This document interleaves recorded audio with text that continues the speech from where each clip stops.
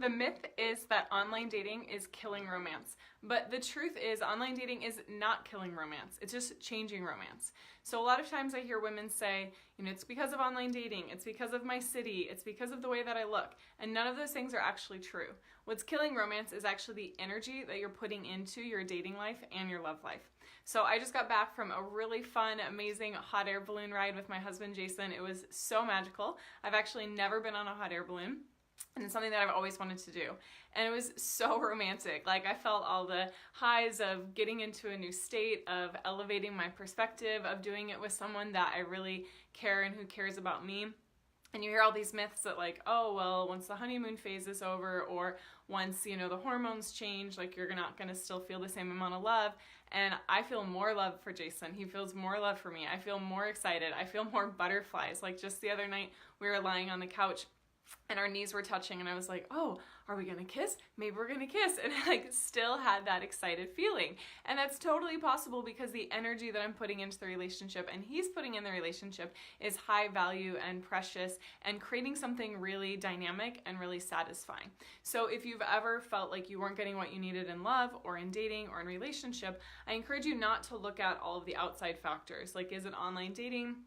Is it my city? Is it all of these things? And ask yourself like, well, how am I showing up to each date? And how am I showing up to each day? Because 9 times out of 10, you're meeting and walking by amazing people, even if it's just at the gym or at the office or at the coffee shop. But a lot of times we're really stuck in this fixed mindset about love, these old beliefs about love. So if you look at something like Facebook Live, let's just say Facebook Live, like what I'm doing right now. Like if I just showed up to the Facebook Live, like, well, I hope people watch and I hope people comment and I hope these things, blah, blah, blah, that would be really low energy for me. Like that would never fulfill me. That would never give me juice in my tank, so to speak. It would feel really flat and it would feel weird because it would all be about like external versus internal. And what I mean by that is if you show up to your date and you're just like, well, he better have the right bank account, he better have the right job, he better, treat me the right way, and you're not actually putting anything into the situation, then it's gonna feel really flat. And maybe it's because of the guy, maybe it's not because of the guy, but I just wanna encourage you to look at what are you putting into your day and into your date in terms of your mindset, your energy, and what you're offering. Because relationship is the most complex thing we will ever do in our life, and it takes a lot of practice and it takes a lot of intention. So if you're kind of blindly going through your love life or your dating life, it's not going to have the same resonance that you want. And so I'm curious, like if you go into your date thinking about the other person, will they like me and will they be enough? Will I be enough? It's just playing on like one little dimension of dating versus going into any date and any day thinking, I'm gonna have the best date of my life. I have no idea how this person is gonna show up. I have no idea what the conversation is gonna entail.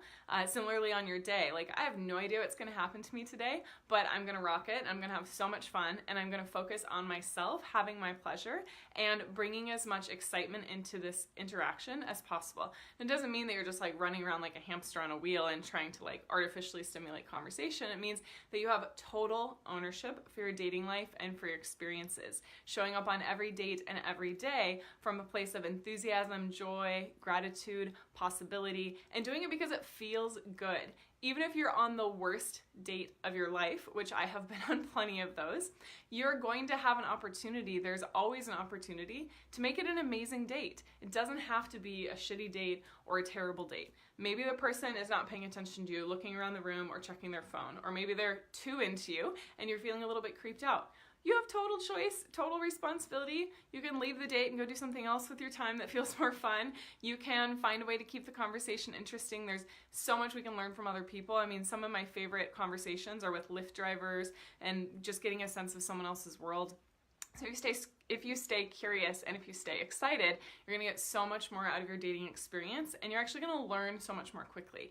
If we go into dating with a learning mindset instead of a fixed mindset of what is he doing for me or am I enough, and if we scrap that and if we go into it with a learning mindset of how can I have the most fun on this date, how can I learn the most about myself, how can I get curious about the other person, and how can I have fun no matter what the circumstances are, you're going to feel quickly like, okay, this felt really good. I could have more fun this way. And you're going to build on what's working instead of focusing on what's not.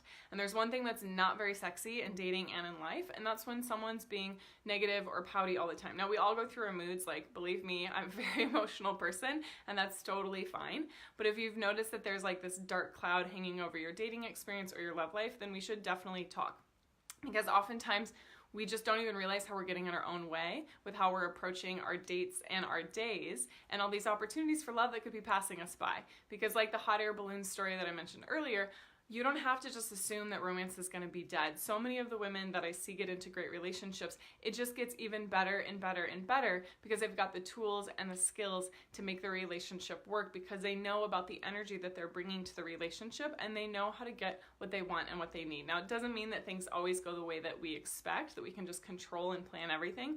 But what it means is that we're deeply devoted to ourselves and our partnership and how we show up. We take responsibility for that. So we're getting the most out of each interaction in terms of nourishing ourselves and feeling good about ourselves and taking the relationship to the next level. There's a lot of relationships out there that are good, they're kind of flatline, but there's an opportunity for relationships to be freaking amazing because there's much more abundance, opportunity, travel, hobbies, health, taking care of our bodies, all of these things that we can experience with a partner that we don't have to just do alone. And there's so many opportunities for connection now that maybe there wasn't even just like 10 years ago.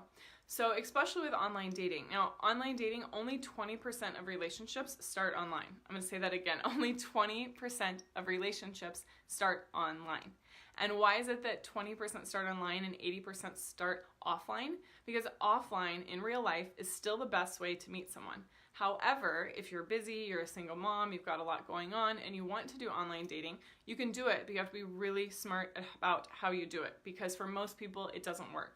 And so if you want to do online dating, you want to be successful at online dating, it's even more important to have the right mindset. Because what online dating has done is it's just made the supply of people wanting to get in a relationship that much more accessible. There's like 50 million people or something on these online dating apps, all of them combined. So that's a lot of people. And what it means is that you need to be your unique self. You need to be high value and stand out from the crowd. But that only happens when you focus on what feels good for you and what feels authentic for you. So there's a lot of other tips and tools and nitty gritty when it comes to that. But don't give up on the romance. Whatever you take away from this Facebook Live, know that you can have romance. You do deserve romance. You deserve a relationship that gets better and better over time instead of falling flat. And it's your responsibility to create that, starting from the first date until, the last day. And so I'm totally your advocate in creating a passionate and lasting relationship. I love to connect with women and see what's going on, what might be blocking you from getting into a great relationship, and how I can help get you what you want. So I offer a free Breakthrough to Love session, and it's 45 minutes long. It's a phone call. I love doing these, and I will put the link in the comments, and we can connect from there. So enjoy the romance, enjoy your day, and bring more vitality into what you're offering each date and each day. Mwah.